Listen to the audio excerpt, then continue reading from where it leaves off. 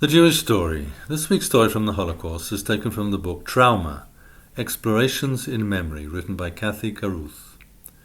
The Obscenity of Understanding, an evening with Claude Lanzmann. In this film, this Dutch film with no signature, Worths, a Nazi doctor, surrenders to the British in September or October 1945. And it is said that the British officer to whom he surrendered told them, "Well, I am happy to shake the hand of a man who is responsible for the deaths of 4 million people. Think of it, and we'll talk again tomorrow morning." On the same night, Worths committed suicide. Now everybody in this film conjectures on the meaning of suicide, talks about the guilt Worths supposedly expressed by this suicide, because the witnesses who are questioned are Worth's wife, a good German woman, Worth's children, Worth's friends, Worth's father, and so on. And the viewer has to become complacent with these Nazi women with maternal Dolorosa faces.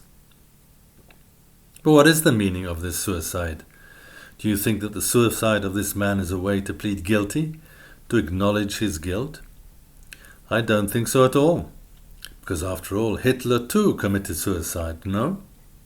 Goebbels committed suicide. He even killed his wife and all their children.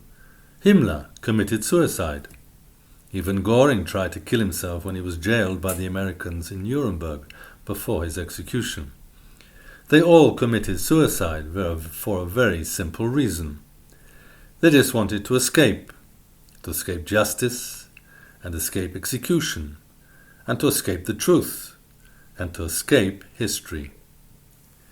This is one of the reasons I was obliged when I was making Shoah to use devices, very special devices. I had to fool them. I had to deceive them. Why? They knew perfectly well what was the magnitude of the event. They knew perfectly well the horror of the crime. And we are all victims of this conspiracy of silence. There are many ways of being silent. There are some good ways, and there are bad ways as well.